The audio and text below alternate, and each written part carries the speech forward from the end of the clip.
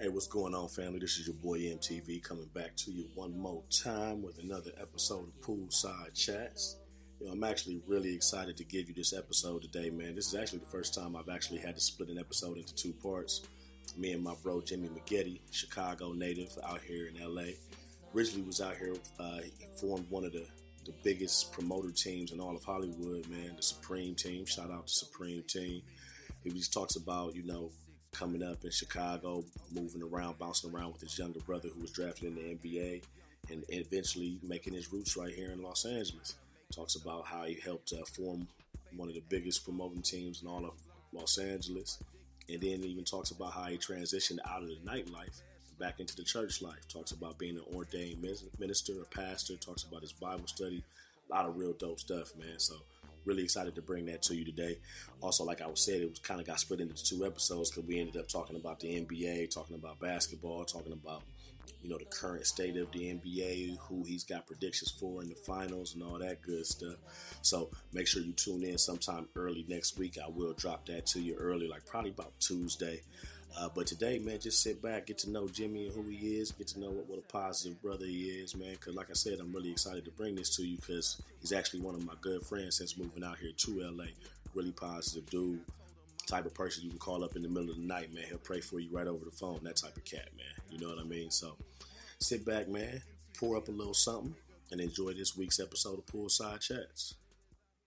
I'm a Cheeto, she know, he know. The streets know I get them by the kilo. Nino, if you need those, holler on the dealer. I'm a Cheeto, she know, he know. The streets know I get them by the kilo. Nino, if you need those, holler on the dealer. Welcome back to another edition of Poolside Chats, man. I got my bro with me, Jimmie Maggette. What's up? Man, so happy to have you on, man. Good to be here. You know what I'm saying? Now, I don't know if you know it now, but I start my shows off with a shot, so you gotta tap that bottle one time, good sir. You know what I'm saying? And while I'm pouring you up this shot real quick, I'm gonna ask you 3 basketball questions. Yeah, I just want a one-word answer. We're gonna get into it later because I want to get to know you first. Okay. I'm gonna ask you 3 questions. I just want to know the answer. LeBron or Kobe? Kobe. All right. Who's gonna win the finals this year? The Warriors.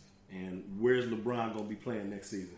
Who knows? That's a good answer. That's a good answer right there, bro. You know what I'm saying? Who knows? Is that for you? And I always toast to success. Toast to success. My nigga. Be responsible. Yeah, and while we're sitting here, we're going to sip a little something. You want a cup? Ice? Ice. Ice. I sip while I get to know my guests. You know what I'm saying? And generally, I let my guests introduce themselves, man. But I'm going to introduce you just a little bit, man. Because you can show me so much love, bro. You go ahead and pour up. But yeah, man.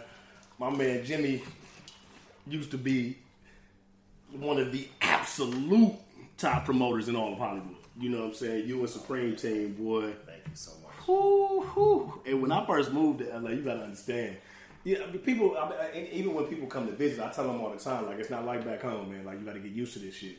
No, it's a very different thing in LA. And it took me so long to get used to it. I don't know if you remember. I remember the day I met you. You know what I'm saying? I still had braids, clothes was baggy as can be. I wasn't getting in nowhere. LAX. What's the club? LAX? I don't remember the name of the club. It was a smaller club. LAX. It may be so. It was LAX right off of. And I was almost getting into fights trying to get in the club. And my homie Nick was like, TV, man, like you just gotta understand this is different. He like trying to talk to me, you know what I'm saying? And then so I was finally inside the spot and like the spot was closing down. And I seen you and you was like, and you was smiling like you looked happy. Like a lot of these other promoters, man, like, no diss to the homie, man, but Shane Mooney, this nigga looks mean no matter when you see this nigga, man. Shane is always focused on the win. This nigga just looks mean. Like you know what I'm saying? Always focused on the win. So the club was closing down. You like smiling, dapping people up. I just came up to him like, hey man, what's up, bro? I'm new to Hollywood, man. I'm just like still trying to get acclimated, man. I tried to send you a friend request on Facebook. I couldn't even, you know what I'm saying? And I don't know if you remember what you told me or not, but you said, bro, Send me a friend request tomorrow. I'm deleting 10 people tonight to make sure I can be your friend. I sure did. Nigga, I swear to God, like, and this is the first time we ever spoke. So I sure did. Like, you know, I'm one of those people. I keep my word. Man, you did. I sent you a friend request the next day. We've been friends ever since. You know what I'm saying? Yes, sir. So I want to let you know I appreciate that love, my G. Cheers. So now that I kind of gave you a little bit of an introduction, man, like kind of just introduce yourself to the people, let them know where you're from.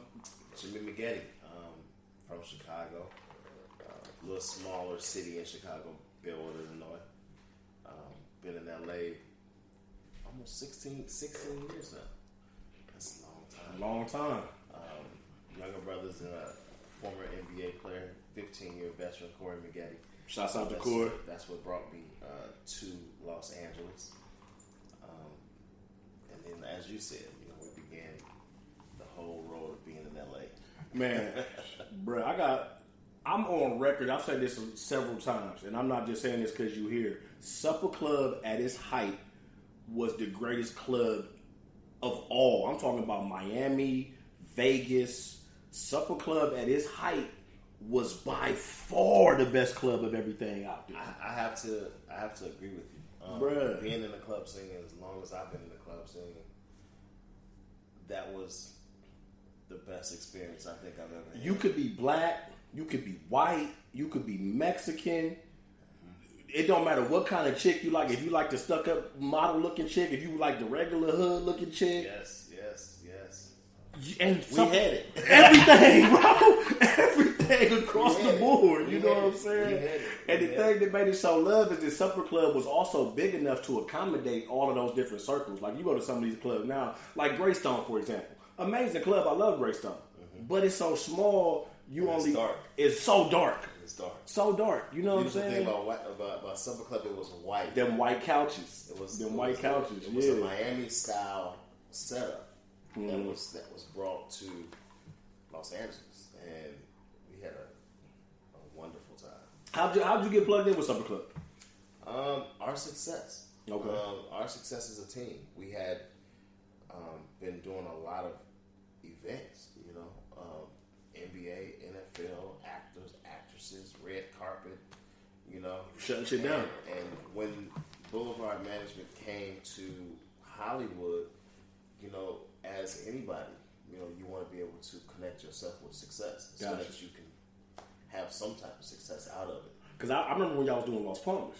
Right. Way smaller venue. And we were doing a lot of them. That shit was cracking, though.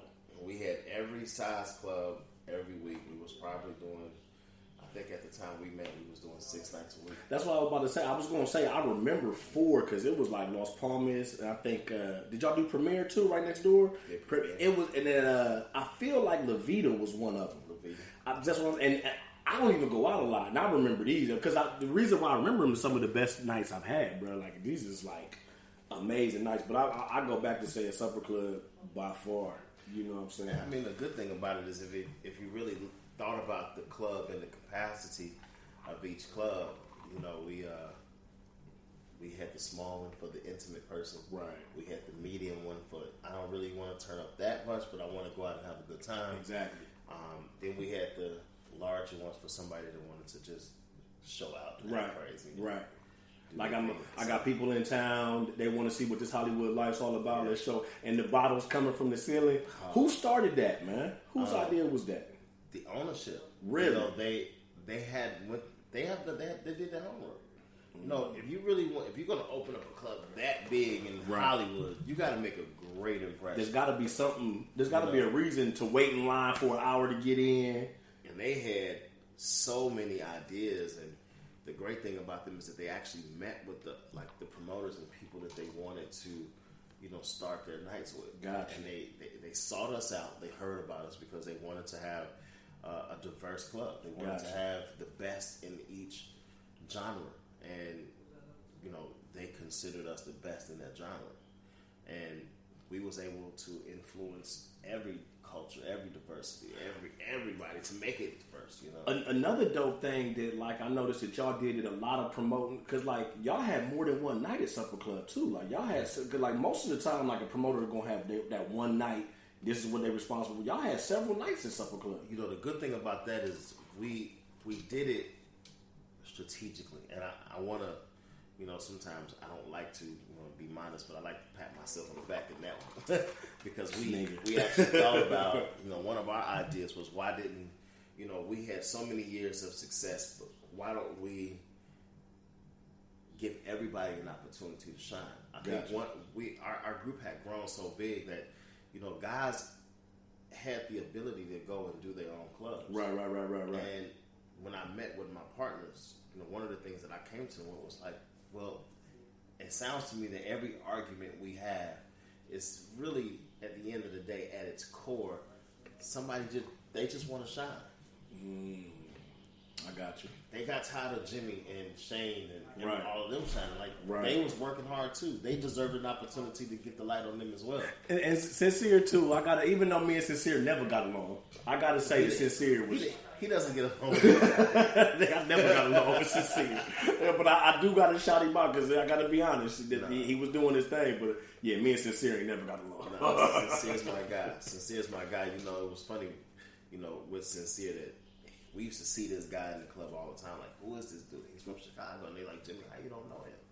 I'm like, I don't know. I guess I don't know everybody from Chicago. But we found out that the circles that we traveled in were similar. Got you. That's one thing I meant to add, not to cut you off, but how did Supreme Team form? Like, tell me about that. Well, I believe that the Supreme Team, in the beginning, is really, at its foundation, Shane and myself. Mm-hmm. And then Gary and Adib. Gary and Deep, I fuck with them niggas. Shouts out them niggas for sure. Yeah, and AJ, I fuck with AJ. AJ came along, after that. But at the foundation, Shane and I, we figured out that very early, you have to stay young. You have to stay relevant, in the game. You got to stay relevant. You got to be able to do the right things. And you always have to give everybody their chance to shine. Gotcha. You can't always be the boss. It's not. Got you. I really am against everybody saying that they the boss or they the one. Because you got to give everybody an opportunity to shine. If you mess up your opportunity to shine, that's on you. Got you. So even with Supper Club, we decided, well, this Asian crew that we cool with, they great. Why don't we give them an Asian night and they be the lead promoters? But it's still our night. We still get the purse, Right. And then these young guys, they want to do the hottest in the city. I think, maybe remember one of our themes was the youngest in the city. Sincere and Sammy and Ashley and all of them, they're great. They had their company, Proper Etiquette. Right. They had so many great attributes about themselves that, Shane and I was like, yo, they need to shine too. Got you. So Supper Club became its own place where everybody can be their own person. Right. They can do their own promotion. They can bring their own people, and they can just win inside of that one building. Even from a patron perspective, I feel the same way. Like you talking about it from a promoter perspective, but even from a patron perspective, I felt like. I'm a regular dude. I can't afford these Hollywood bottles and tables and I can't afford all that. Yep. But even at Supper Club, I still could be in my own little element and feel like the man just at the bar. Right. You know what I'm saying? Like the bar was lit. And that was a very hard thing to accomplish because in Hollywood, everybody want to be the best. Everybody want to be the best. Yeah. You can't. Unfortunately, everybody can't be number one. Mm-hmm. So, me and Shane had been doing so many clubs together, and we had knocked out, our competition. This is a fact. I've seen it happen. We had knocked our competition out, and we learned from us beating somebody out. We learned from that. Gotcha. We learned that you got to stay young. You got to stay youthful. You got to have the baddest people, baddest women, the most guys like to spend the most money. And fortunately for us, another thing that we kept in the club that most people thought was the wrong thing, but we agreed that it was the best thing because that's what keep your money going, is the street. That's real. Celebrities, I was literally celebrities are not coming to the club, and if they do, they want stuff for free. Right. So how do you think we made money? We paid homage, and we continue to pay homage to the street. to the people that come every day, to the regular person that work, the person that just want to come have a good time. That's facts. I want you to come have a good time, but please dress it up for me. Dress it up a little bit for me. That's one thing I always appreciated about the majority of Supreme Team. Not all of y'all. The nigga Sammy would just be like, nigga, never. You know what I'm saying? But the majority of y'all would be like, look, check this out. Like, I have nothing personal against you. It's just that we going for a certain image, a certain look. Do me a favor, bro. If you can do this next week for me, you come up to me, I got you. And y'all would really do that. Y'all would be sincere about that. You know what I'm saying? And like a lot of the majority of Hollywood clubs is just like, fuck out my face. Right. You know what I'm saying? And that's one thing that I really did respect about Supreme Team is y'all would just say like, I can't let this particular image in. It's nothing against you. You change it up next week, I got you. And people didn't even realize, but we would have every hood, and I mean the worst of the hood, all the way to the Chris Brown, the highest in the industry, in the same night, in the same building, under the same roof, like 2 tables away from each other. Like, you know what I'm saying? Like Chris Brown here, rolling 66. You know what I'm saying? Like, you know what I'm saying? And it would be all love, and it all looked good. Yeah, it would be all love. Like that was one thing that I really loved about Supper Club is that like everybody respected one another. You know what I'm saying? And like you really could just be in your own element, and it didn't matter what was going on over here. You know what I mean? It could be a whole fight going on over there. You don't even know. Don't even know. You know what I'm seriously. Yeah. Like and like some of the craziest shit happened. It's like it's still shit you can YouTube to this day going on about Supper Club. You know what I'm saying? Like this shit is crazy. But man, those was definitely the days, man. We work very hard to get to that point. And to really bring success to a place that we can value what we do. Gotcha. And then let people come to Supper Club and be like, man, I want to come to this place. I value this place. Definitely. And make people feel good about where they was going. My homie back home, Ashford, he asked, do people outside of Ohio tap the bottle? I said, that's an Ohio tradition. We I'm always from Chicago. Yeah, so the Midwest do it. You know what I'm saying? That bottle. Because people in Hollywood be looking at me all crazy. I'm like, we got to bless the bottle before we break the bottle. You really supposed to 2-tap at the bottom and 2-tap at the top. Ah, okay. See, I just do I just tap the ass one time. Yeah, I tap the ass one time and we move. I like that. Make it whole. I like that. And then my homie Ali, he said, "Where's the pool at?" It's nighttime, baby. You know what I'm saying? We had to bring it indoors today. You know what I'm saying? But so you said you've been in LA about 15 years. Yep. Came up in Chicago. Now I've always wanted to ask you, did you ball also? Yeah, I played college ball, a lot of high school ball. But business was my mindset. Gotcha. I've always wanted to be a business person. So, and one vow that I made to myself when I got to college is that I would not punch a clock for nobody. I like that. And that's powerful that you realize that at such a young age, because most of us don't. You know what I'm saying? Most of us really think. The great thing about this, because the people I hung around.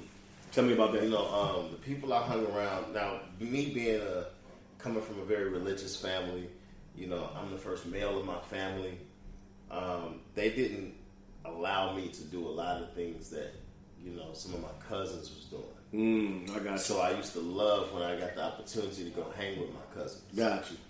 Because, they was the ones that would probably, drink some beer. Right. I got you. Go duck around the corners and act crazy, got jump people and get into fights. Go do hood rat things with my friends. Little ratchet things, And, my parents was not for that. They wasn't having it. You was in school, you was going to church, and you're going to be an outstanding person. You'll be an upright citizen. Go to college, get a job. You'll be a good man, and, my parents, they always taught us, I don't think it was about going and get a job. Okay. That's dope.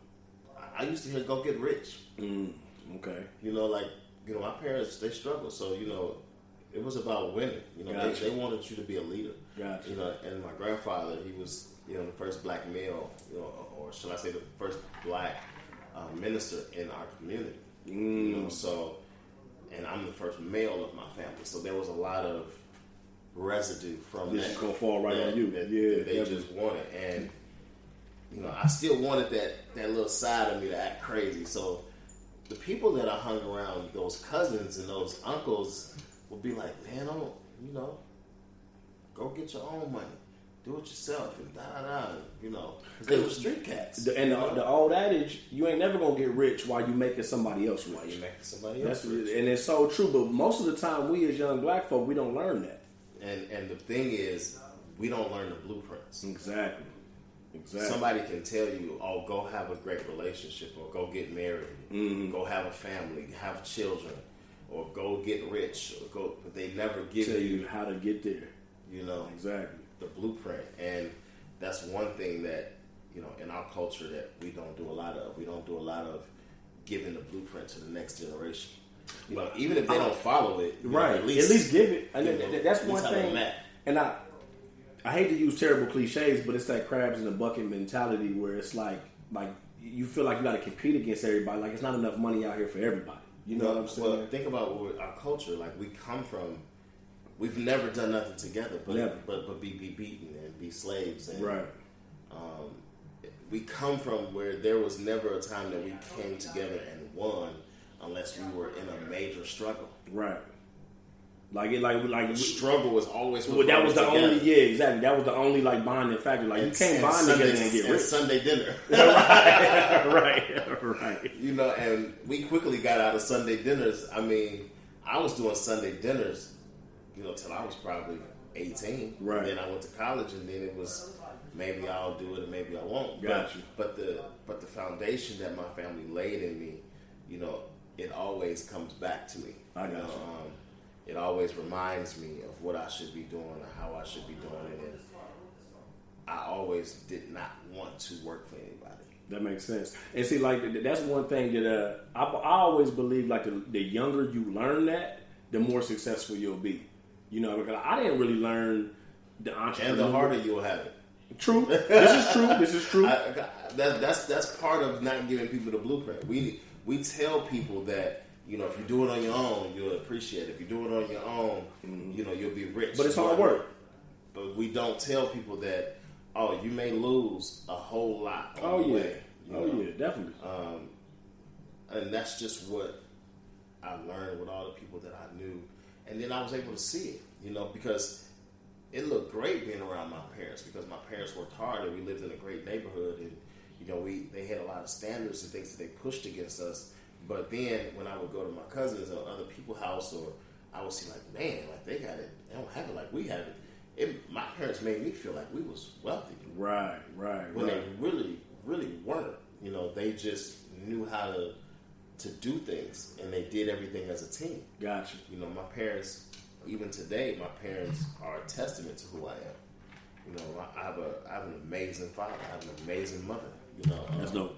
And they still today been together 46 years. You know, dated for 5 years. You know, so you're looking at 50 years of tradition. And that's rare now. Which is so rare. Yeah, that's rare now. You know, so even when I date or anything in that world, you know, you see so many different things.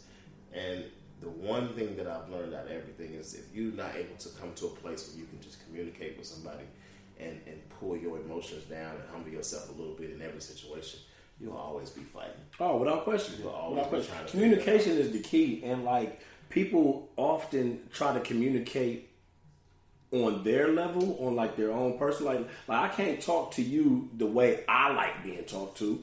Right. You know what I'm saying?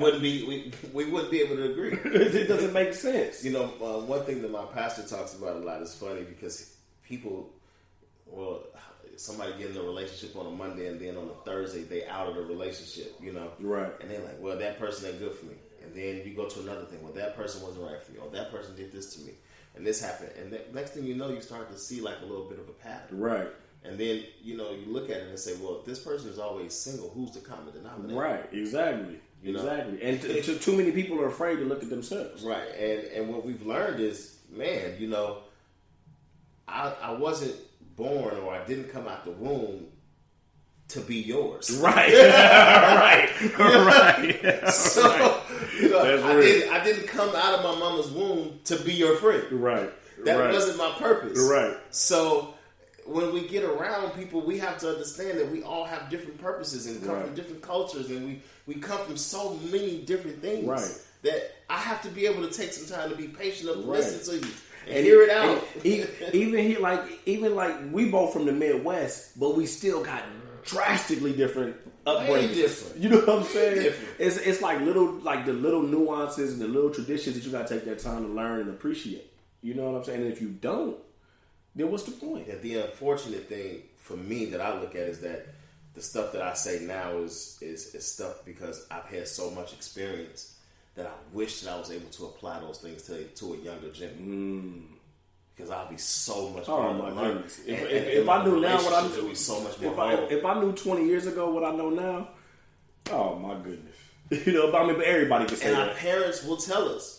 Yeah. One day you're going to say this, and one day you're going to. That's true. I ain't listening to mama. I don't know nothing. That's true. And one day you'll wake up.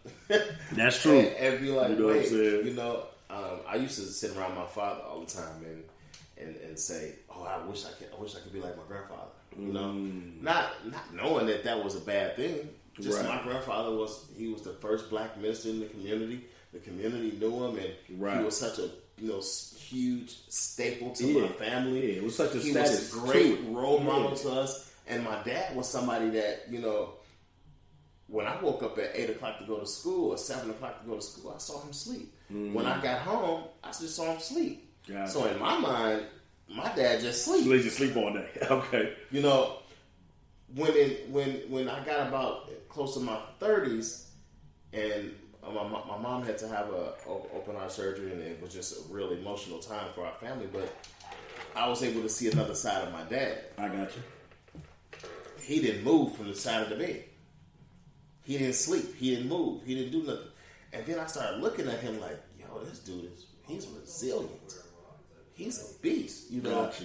And then it clicked in my mind that all my life I have been telling everybody that I want to be like my grandfather.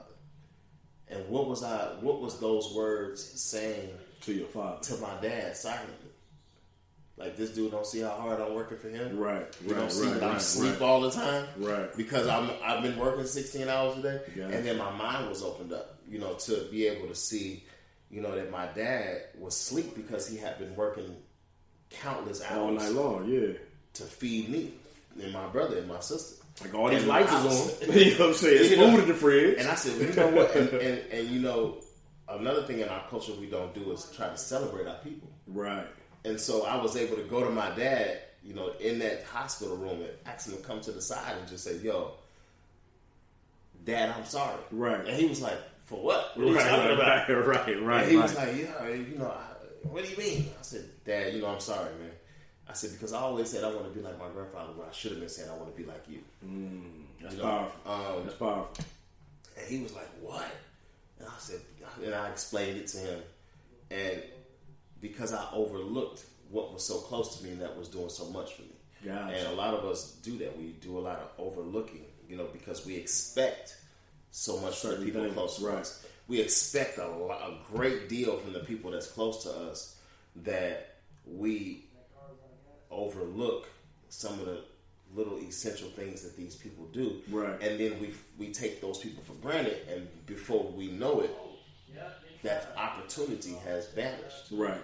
It's so great that you say that, because one thing I've always felt like, people always feel like you shouldn't get congratulated for things you're supposed to do. I feel the opposite. I feel like you should be congratulated for things you're supposed to do. Like when people be like, oh, I take care of my kids. You're supposed to.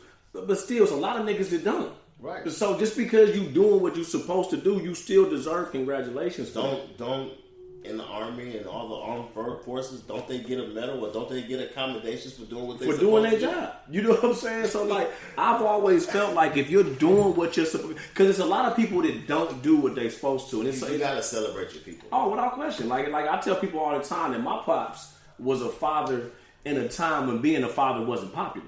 Mm-hmm. So like, yes, you're supposed to be a father, but a lot of niggas wasn't doing it. So I celebrate the shit out of my pops. Yeah. You know what I'm saying? And it's like, I feel like that should go across the board. Like, even like if you got a girlfriend and she just, she bring you food or something and thank you, babe, I appreciate it. Yeah, she's supposed to do that, but still, But is she supposed to, like, you go back to saying, you know, when somebody's supposed to do something, show me the rule book that says that.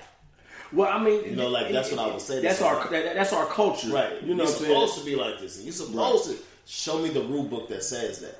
And I think that should come from the foundation of the individual and the individual themselves. Oh, I agree, and like everybody's dynamic should be their own dynamic, and like don't ever try to do what you feel somebody else has told you is the right thing to do. If it don't work for your dynamic, you don't do it. And on the flip side, we should be told some things that give us guidance, of course, and wisdom. Because if we think that it don't work for us, or it just didn't work for us that one or two, right, exactly. But we could have been doing it wrong. You know, what maybe your approach was probably a very different approach. You know? And that's why, you know, I used to be very cynical in my thinking until, you know, I had so many mentors around me that changed me to be very pragmatic in my thinking. Gotcha. You gotta be open to listening to different rules and see, not because they may or may not apply to you, but maybe those rules, they might work for that situation. Right. I see what you're saying. You know, like, okay, I'll deal with it with that situation. That makes sense. And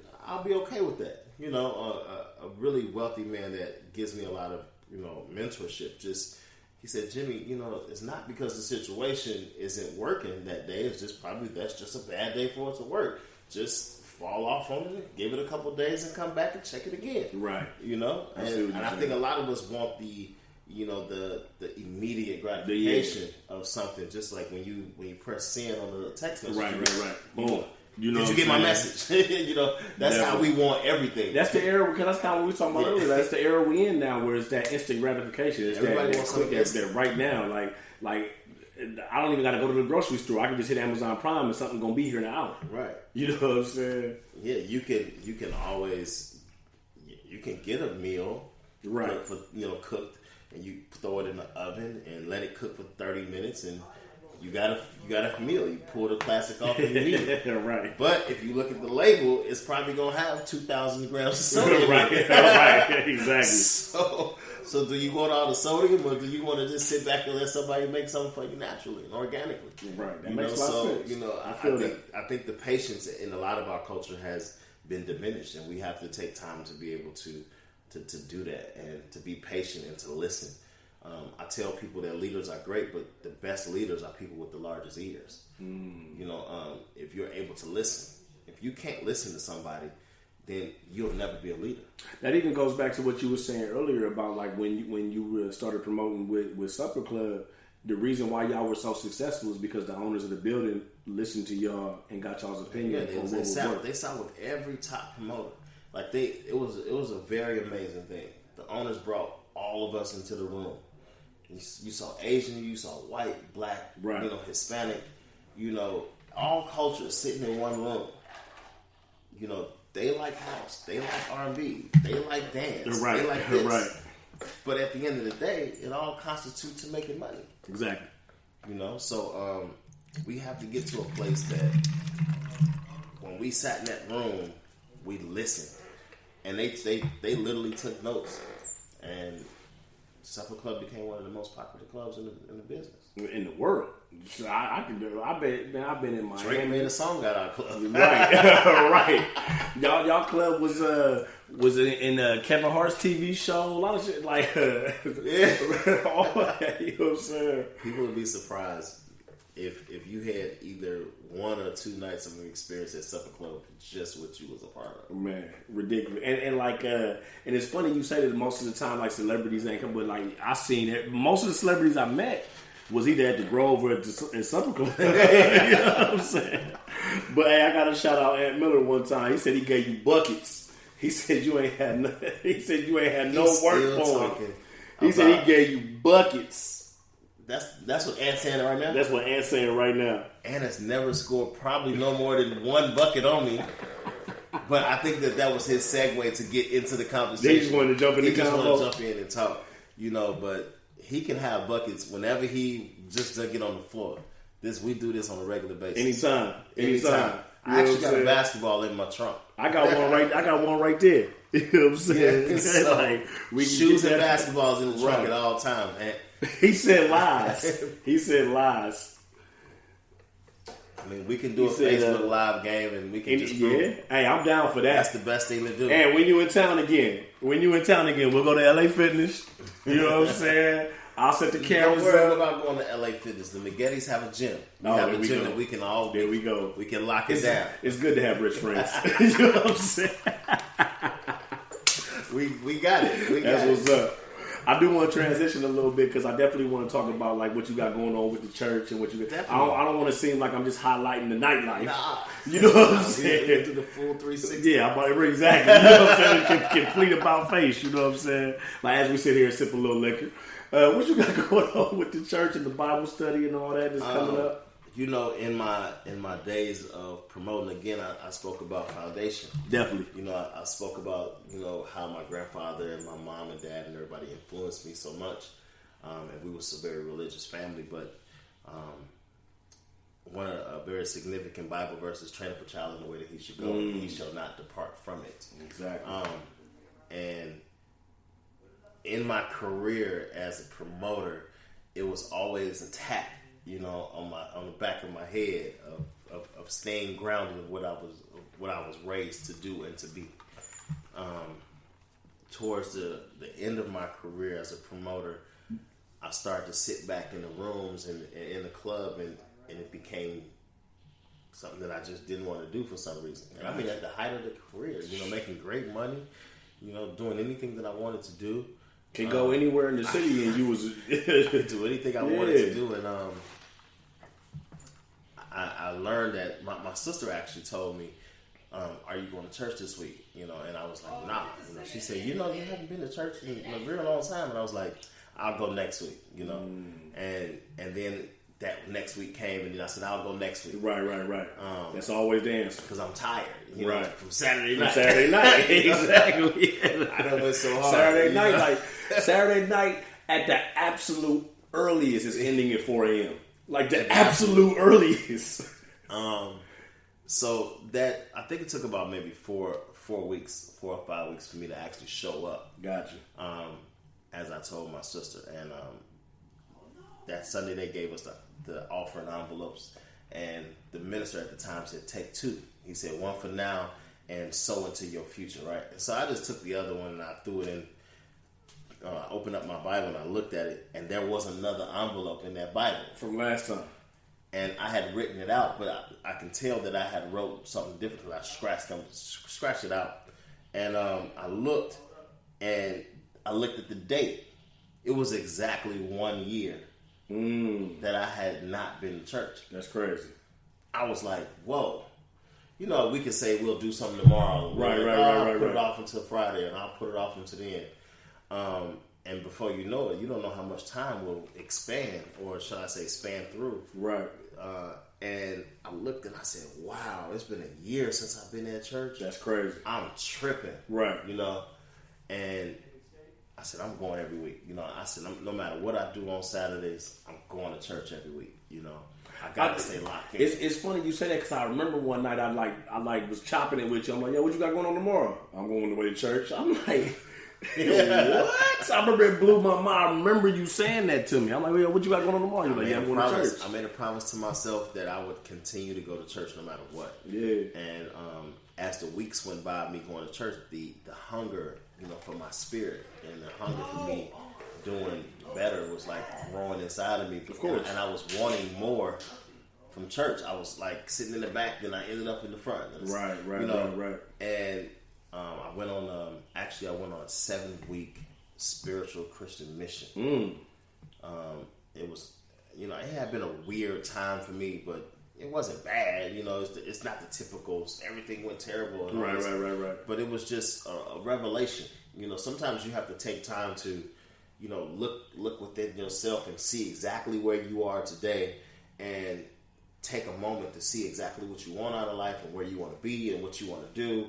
And are the things you're doing currently conducive to what those goals are? I like that. Are they conducive to that? I like that. And if you don't take 5 minutes to do that, then you're not really just cleansing recalibrating. You ain't giving yourself an oil change. Right. A car needs an oil change every 3,000 miles. Right. So I went on this 7-week Christian mission. My brother called me and said that this church was doing it. Do I want to go? And he said, I'll pay for it for you. And I was like, wow, 7 weeks out of the country. I'm still in my mind. Like, right.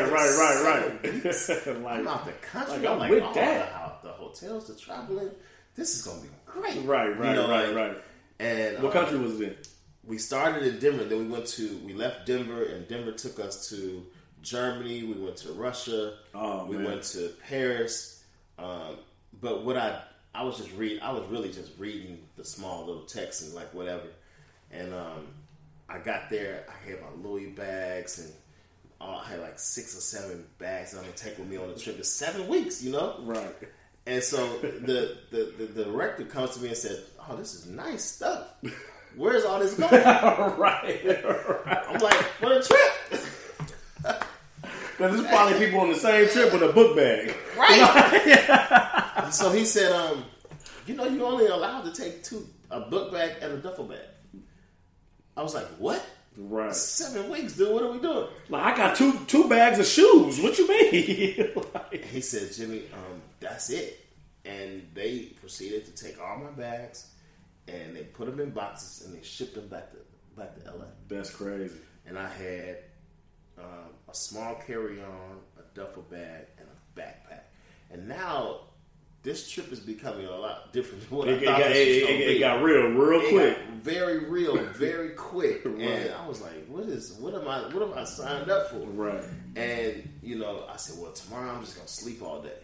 But there was a schedule. You had to wake up at 7. You had to have sharing moments. You had to sit down and share. I'm sitting around like, man, it's not what I signed up for, is it? Right. Then I started to really see what it was doing. And we went to Germany, I think was first, or Budapest was first, and we were staying at an orphanage. I'm like, not the Marriott, not the Ritz, like, right. Right.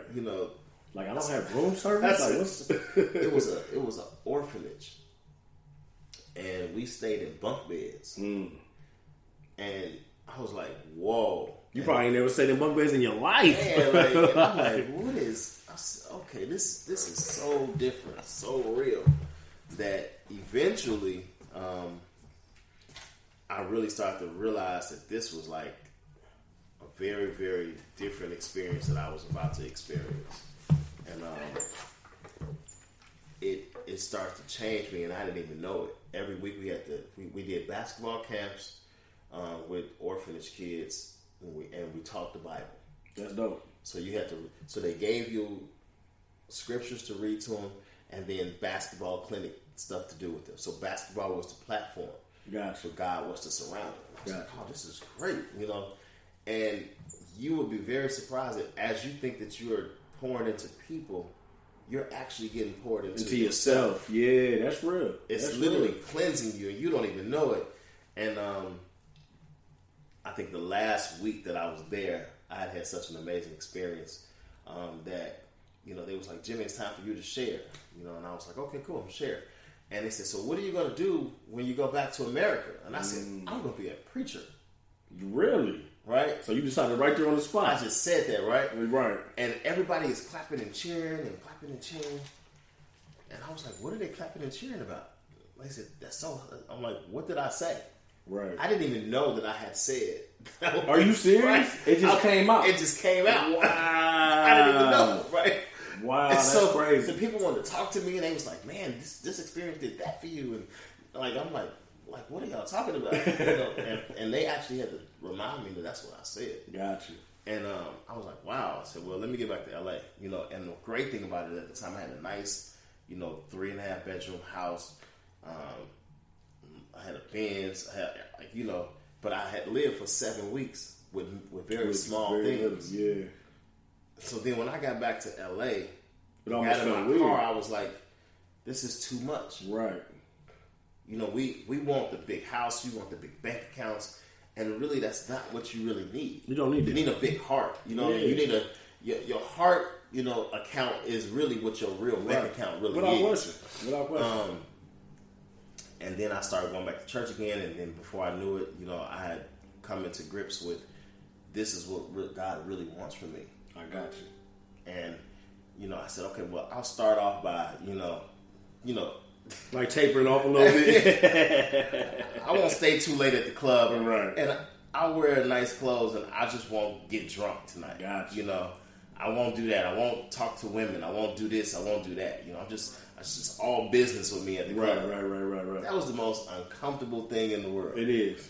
Because you're being hypocritical in a sense. You're not being true to yourself. And to yourself, exactly. And it took almost 2 years for me to realize that God really wants me to be 100% in with Him. And that's what He just wants from me. Right. And I literally, Vaughn, our video guy, picture guy, he always took pictures of us. And he caught a picture of me one day at Supper Club. And at this moment, I remembered it because I was looking out into the club. And I literally heard a voice say, "Take a good look because today's your last day." And Vaughn got that picture. That's dope. He don't even know it. That's dope. I remember that moment, right? And I keep that picture in my phone, as a constant reminder, right? Of what I saw, And because anytime you're having like a difficult moment, you can refer back to that photo, and that can that's like your oil change almost. And the stripping then came. That's when God started stripping me of my relationships and friendships and bank accounts, and that's when the heel started to go, in a downward spiral. Gotcha. Because He has to cleanse you in order for you to be able to see what your true foundation is. And a lot of people don't understand that when you hit rock bottom, if you pay attention, it's probably the rock that's at the bottom is God. So you got to hit it, in order so it can be built on some type of foundation. Gotcha. So from that, I just knew then that it was time for me to roll, and I left, and I went to seminary, and then all of a sudden I went to church, and I told my pastor that I'm moving into this new realm and new transition of life. And he said it's going to be super difficult. Oh, well, because everybody's going to look at you different. They're going to look at you funny. They're going to be wondering why this and why that, and how you get to do this, but you this, and why you that. You the preacher, you this, you can't. Like, it's going to be so many conversations. Oh, yes. That's one burning question I've always wanted to ask you is how did your business partners respond to you walking away from, like you said, at the height of shit? Like, shit was amazing. They were dumbfounded. We all were. I was. I couldn't believe I was. It was even hard for you to accept. Yeah, I couldn't even accept it. It took me 2 years. Me and Shane, we're best friends, and we wasn't on good terms for a while. We got into it a lot. I believe until we figured out that, bro, Shane was mad not because of where I was transitioning to. He was more mad that I was harming what we had built. Exactly. I was about to say from the other side of the fence, it's like, why would you jeopardize what we have? You're the like what I we was. Built. I was the business part of all, like the business mind behind what we did. And Adib, Gary, and Shane was like they were the catalysts. Gotcha. We had a great mix. And they was like, okay, whatever, dude. Like you doing what? But the great thing is, the day that I did my first sermon, they all showed up. Really? That's dope. That's all dope. Showed up. The whole Supreme team. That's dope. Even people that went to the club. So that's dope. My pastor went. That let you know it's more than just the business aspect. They really, you know what I'm saying? And I was very afraid to go out again. I was very afraid to go hang with people and be around people because I didn't know what people would think about me and what they would say about me. But, the funny thing is I stayed away for almost a month or two, and then all of a sudden it was somebody's birthday. I think it was Mark the Spot's birthday or Shane's birthday or something. And I just showed up, and everybody was like, yo! It was open arms, and people would whisper in my ear and say, hey, man, I respect what you're doing. Like, you're doing that for us. Like, what you're doing is going to help all of us. That's real shit. Oh. That's real. They said, because one of us is actually strong enough to step out from... That's real.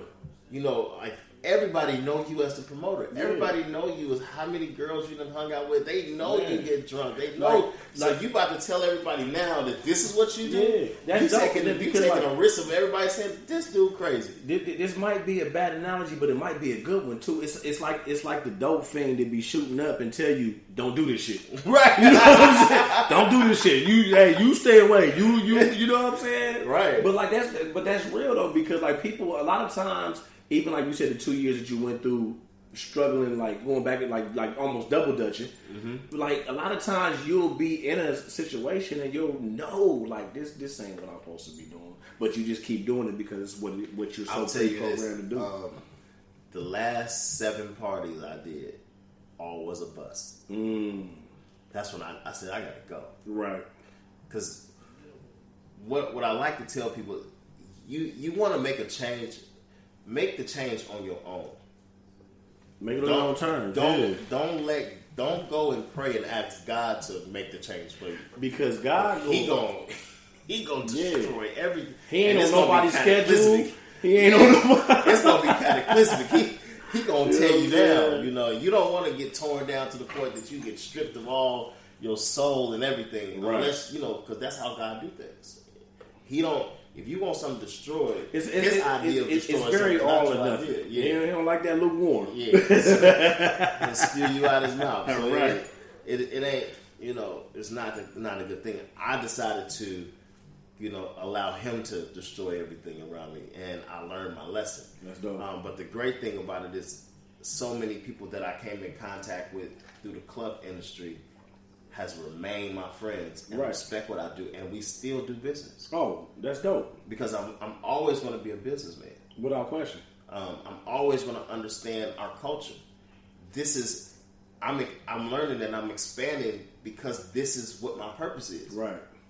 I have a side of me that is spiritual. I have a side of me that I'm able to talk to the gangbanger, our culture. This is what I come from. I cannot turn my back and say I'll never go to a club again. I can't never say it because then I'll be turning my back on people. That wasn't Jesus. If you think about it, Jesus wasn't the holy. He was on the front lines. You know what I'm saying? He's the only person I knew that he didn't have to wear Lacoste. He didn't have to wear Jordans. He didn't have to do anything. And whether people believe in God or believe in anything, you should have some type of belief system. I agree with that. And you should have some type of belief system that allows you to challenge who you are. I don't care, I'm not one of those preachers that say, you better believe in Jesus, or you better believe in God. I'm one of those people that want to be inspirational and just tell people, believe in something. I'm the same way. Have a belief system, man. I feel you on that. Have a system, have something that's going to make you accountable for being a better you. Because me personally, I can't convert a non-believer into a believer. I can't. That's not my gift. I don't have that ability. But I can convert a sinner to a better person. Right. I can. You know what I'm saying? I can have it. Kind of works in both favors. I'm able to give a biblical illustration behind the things that I say. And I know how to have a conversation and leave the Bible out of it. The Apostle Paul said, I've been all things to all men. You know what I'm saying? To the weak, I appeared as weak. Exactly. You know what I mean? So, I feel like that's the only... And this is just my opinion. This isn't any Bible talking. This is just my opinion. I feel like you can't come to a person above them. You have to come to them at their level. You know what I'm saying? You got to come to a person at their level. You have to. Because, they're not going to respect you if you try to come from up here. And the great thing about it is, man, everybody has something that they're struggling with. Everybody. I don't care who you are. You are somebody that struggled with something. I don't care what it is.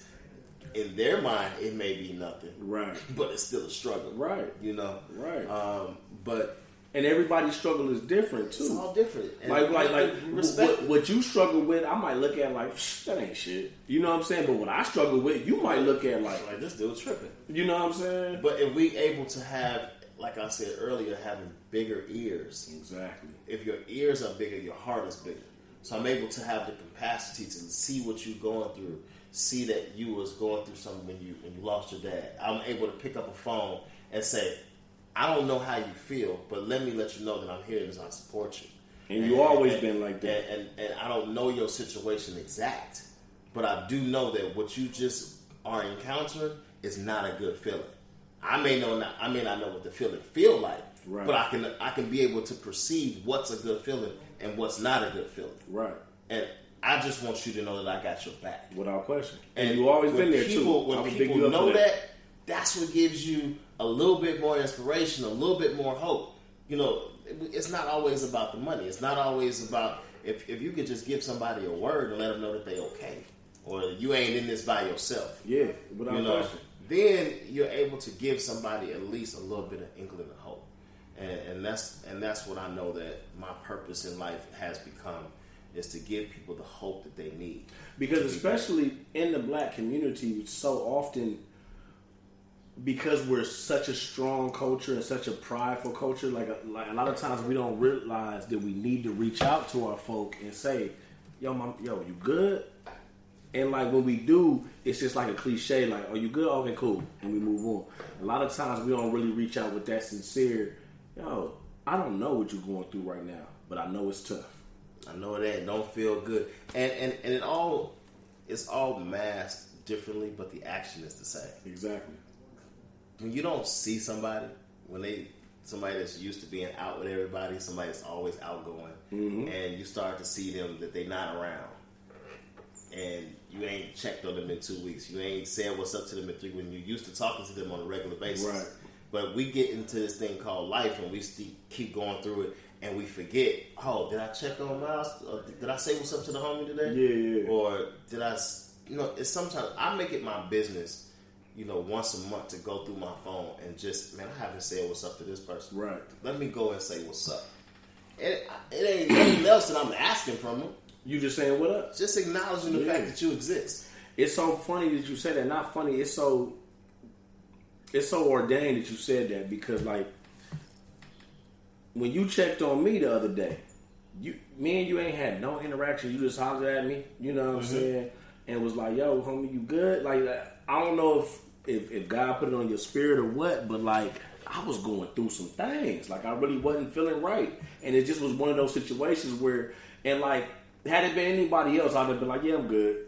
You know what I'm saying? Just pass the time, like whatever. God works in a way they come. Like, why did it come from here? Right? Because I know how you are, and I know who you are. Like you very sincere. Like you don't give those courtesy. Yo, you good? Right. You know what I'm saying? You don't do that. Like you really mean to have that conversation, and it's like even with my platform, my podcast right here. You've been telling me for months, yo, whenever you want me to, I'm there. Yeah. You know what I'm saying? And it just so happened this was the right time. I always want to make sure that no matter where I've been in life and what I've accomplished and what I'm doing is that I didn't get to where I was going without being some type of way sprinkled by you and sprinkled by people that everybody I come in contact with. And that's how you become a full person. Right. It's being able to get back to whatever that is. Right. And one of the things that in our culture that we don't practice it well is being able to reciprocate. You don't pay it forward.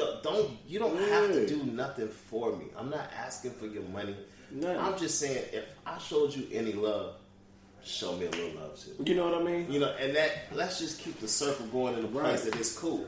And that's just been, again, I owe it to my parents and the foundation that I was raised on. That I've always been that guy that that you're getting a 100% guy when you come in my space. Well, it's not if I say I'm gonna do something, I'm gonna do it. If I make a mistake or we get into it, I'm probably gonna be the first person to step in and try to make it right. Right. Even if I'm the most mad, Right. Me and Shane we have had battles. That's how it be with your best friend and your business partner. That's definitely how it be. You know what I'm saying? We come to the end and realize that look, we all on the same earth doing the same things. We just want to all do it the way we do it. Exactly. And it's cool. It's you just got to put the egos to the side. You know what I'm saying? And especially like when especially for us when we strong black men, strong voices, you gonna butt heads. And most of us in our culture, we don't know how to be vulnerable at times. It's okay to be vulnerable, okay? I've been talking about that for a couple weeks now. Like, I really have. You gotta be vulnerable with your, like, just be in touch with your emotions. Say, if you don't like it, you don't like it. Right. Be in touch with your feelings. Ain't nothing wrong with that. Like it's okay to be honest. Like, I ain't saying be no sensitive old soft ass. I'm just saying it don't project you to be nothing different. Exactly. If I don't like something, yo, Miles, I don't like that. Okay, cool. I ain't worried with that. Be strong, be vulnerable enough to be able to say what you don't like, and then still be who you are. And right. y'all still be cool. Right. Respect each other's space. And because like even with you on the way over here, like I hit you up like, yo, is it cool if we drink or not? Because I know what you got going on with the church, and I don't want to make it seem like, you know what I'm saying? Like, I had some wine ready to go. Like, we just gonna sip on some wine just in case. Be who you say. Yeah, you know what I'm saying? Do your thing. It's all good. I'm gonna continue to be me. Without question. I'm gonna do what I'm gonna do. And it's going to stay the way that it needs to be, and I'll be directed. And I think that's the reason why we clicked the way that we did, because we're both very genuine people. We're both very straightforward people. We're both very honest people. Like, I'm not going to beat around the bush about how I feel about you. You know what I'm saying? Like, I know for a fact that your business partners were some of your greatest friends. But I ain't going to bullshit. Me and Sammy ain't never get along. Me and Sincere ain't never get along. I ain't going to sit there and act like a lot of people feel that way. Right. But I ain't going to sit because you on my platform and be like, oh, yes, I love these niggas. No, I don't like these niggas. But, that ain't got nothing to do with me and you. That's really highly acceptable because that's your opinion. Exactly. And that's, you know what I'm saying? That's what it is. Right. And I'm sure you've had great times and great relationships and all that, but there's been times that they've not been on my good side. So, it's just what it is. They've not been on my good side, but I'm able to be wide enough in my thinking that, at the end of the day, I have a relationship with this person or these people, and we're going to be cool no matter what. And that's all that matters. You know what I'm saying? And I'm not going to let your issues or your problem with me hold me so tight that I can't live and be who I'm supposed to be. Because it, like you were saying a second ago, like it might be just you not being able to be in touch with your motherfucking feelings, and you got some shit you holding on to that you don't want to let out. It's like, are you that bad? 9 times out of 10, if somebody just upset, and y'all come into the same circle and they just say something crazy, and you looking back like, where did that come from?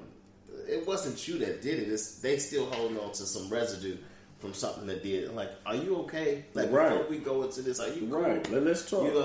Because I've had situations like that. You know what I'm saying? I remember like speaking to my roommate. Like, it was one time I spazzed on this nigga, and I can't even remember exactly what it was over. And like he hit me up like, yo, TV, like my nigga, like you're bugging right now. You know what I'm saying? And I had to realize like, damn, like I was going through some shit over here that had nothing to do with you. And I brought you into the trip. And I just brought that energy your direction, my nigga. It's called baggage. It's what we all got it. We like carry a lot of baggage. You know what I'm saying? It's just like most of us, I would say 85% of people, when they travel and they come home, they bag is at the door probably for 2 days before they unpack. Don't even unpack. You know what I'm saying? And most people, on the flip side of that, we pack way too much. You know what I'm saying? Like, nigga, I didn't even need all this shit. Why bring all this? I've done it plenty of times.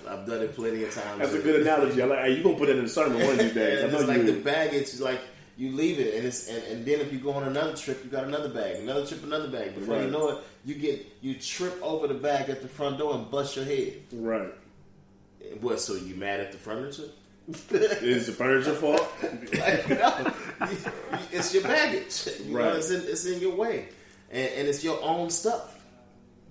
It's your own stuff that's in your way. So, I mean, at the end of the day, you got to be able to unpack what those things are and be upfront and personable about who you are and what it is that you have and what you like, what you don't like, what makes you tick, what makes you move, and what makes you hold. And before you come into grips with that, you should be able to tell anybody anything at any time.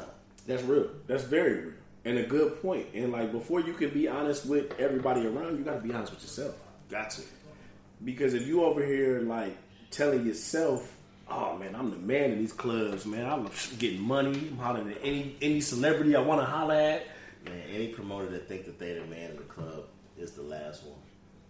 You know what I'm saying? Because they only know you. What day is your club? That's the day that they know you. There's plenty of days. What have you done for me lately? There's plenty of days. You know what I'm saying? I've looked at my phone and on a Tuesday for Supper Club, and by 6 o'clock I got 600 messages. Can I get in?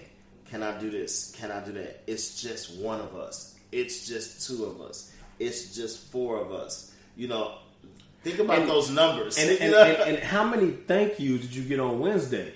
Oh man, come on. Less than 2%. You know what I mean? Less than 2%.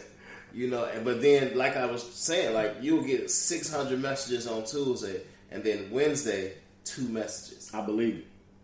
And the 2 messages is from mom or your brother or somebody else. Like, seriously. You know what I mean?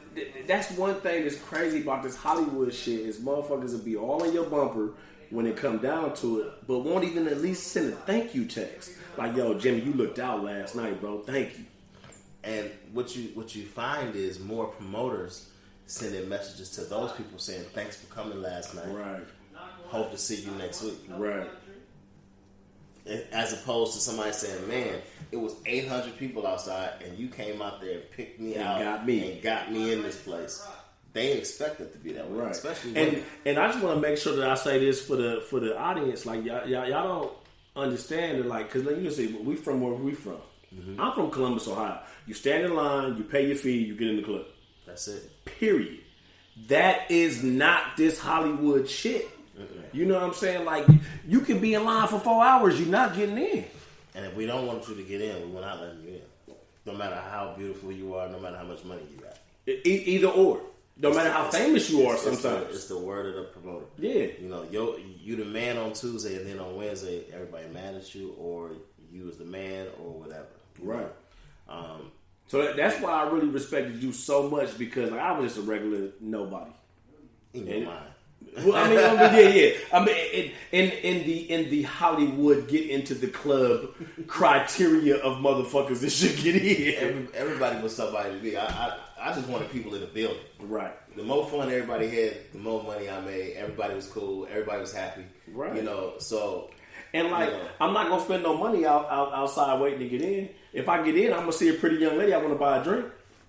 You know what I'm saying? The concept sounds good. You go to McDonald's, you're gonna buy a cheeseburger or something. So I mean, it might only be 99 cents, but that 99 cents times X amount of people. I tell people all the time, like, this is a multi-billion-dollar company, but they still spend money on commercials. So obviously they have to keep something in everybody's mind on a regular basis. And just gave a shout out to. He said appreciate everything you did for him. You know, I still need my hat. You know, I've been waiting on for probably 4 years. Hey, you know that Al made y'all special edition Supreme Team A-list hats, right? I heard about it, but I had never seen them. I heard about it. Really, he made y'all special edition Supreme Team hats. You know what I'm saying? I would say that I do appreciate my cousin when they started the turn up hats. Mm-hmm. My cousin back in Chicago, he was just crazy about that hat because he would go on my page and see all of my pictures. I was like, we would be flooded in your shit. It'd just be everywhere. I think turn up, because that was his word. Like, I want to turn up at it. He was, he was 14, and I asked Aunt, I said, yo, can you get my cousin one of them hats? You don't have to give me one. Just get one for him. And he did it. I believe because like honestly, man, like y'all showed it, because especially like when we started the A-list dynasty and the turn up hats and everything, y'all really had a lot of momentum. You know what I'm saying? Like y'all had a lot to do with our momentum. You know what I'm saying? Because we was in Supper Club. Like we was able to get the hat to Gang, get the hat to Ray J, get the hat to Omari. Like all these like celebrities that was in Supper Club. Chris Brown had the hat on. You know what I'm saying? Like everybody, like y'all had a lot to do with that. You know what I'm saying? So like we really respect. Aunt, where I cut it? Aunt, where my cut? He said you got a Supreme Team hat. I didn't get it. I don't know. If he had the nerve to give it to us during the Supper Club, like who knows? Yeah, that's true. That's definitely true. Like a chick might have been like, "Oh my God, Supreme Team!" Like, we just like okay, right? That makes sense. But yeah, that was, man. Those was the days, man. And I'm not saying I don't want to say it like like now that we not doing that, this ain't No, still those, great. I look back and say, yes, those were the days. Yeah. I also look and say there's many more great ones to come. Oh, without question. Without question. Many more great ones to come.